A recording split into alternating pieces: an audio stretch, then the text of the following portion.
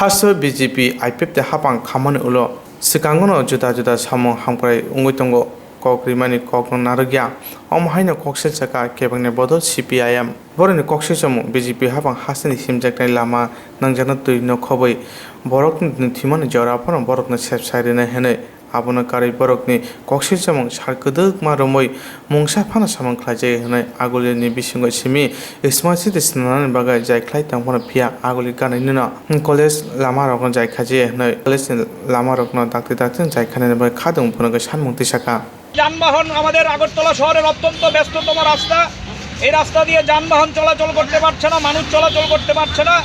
কিন্তু আমাদের রাজ্যের বিজেপি সরকার এই সম্পর্কে সম্পূর্ণভাবে নীরব।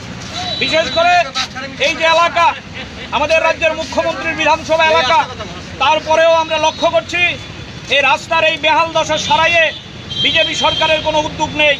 আমরা সিপিআইএম পূর্ব আগরতলা অঞ্চল কমিটির পক্ষ থেকে আজকে সিদ্ধান্ত করেছি এই এলাকার রাস্তাঘাট সারাইয়ের দাবি নিয়ে আমরা পিডব্লিউডির ৫ নম্বর ডিভিশনের এসডিওর কাছে আমাদের একটা প্রতিনিধি দল ডেপুটেশনে যাবেন। আমরা ওনার থেকে সময় চেয়ে নিয়েছি।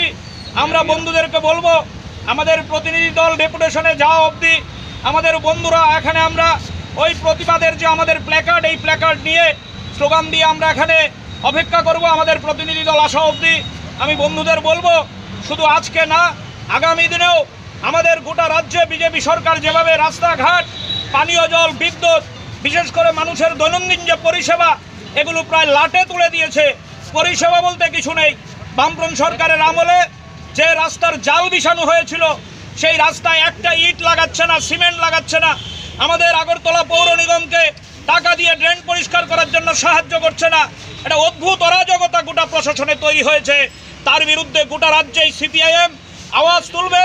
আমরাও আমাদের এলাকায় আগামী দিনে মানুষকে সাথে নিয়ে মানুষের দৈনন্দিন জীবনের সমস্যা নিয়ে কর্তৃপক্ষের নজরে নেওয়ার চেষ্টা করব। আপনারা লক্ষ্য করছেন শুধু রাস্তাঘাট না, স্বাস্থ্য পরিষেবা আমাদের রাজ্যে প্রায় ভেঙে পড়েছে। হাসপাতালগুলোতে মানুষ ভয়ে যেতে চায় না। এই পরিস্থিতিতে আমরা সিদ্ধান্ত করেছি মানুষের দৈনন্দিন জীবনের সমস্যা নিয়ে আমরা রাস্তায় থাকব। আপনারা আমাদের সাহায্য করবেন। পুলিশ প্রশাসনের বন্ধুদের অনুরোধ করব, আমরা আইন শৃঙ্খলায় কোনো বিনষ্ট করব না। আপনারা আমাদের সাহায্য করুন। আমরা মানুষের সমস্যা নিয়েই কথা বলছি। আমরা মানুষের জনদুর্ভোগ হয় এমন কোনো সিদ্ধান্ত আমরা গ্রহণ করব না। আমি বন্ধুদের অনুরোধ করব আমাদের প্রতিনিধি দল ডেপুটেশনে আসা অবধি আপনারা এখানে অপেক্ষা করবেন। ইনকিলাব জিন্দাবাদ, সিপিআইএম।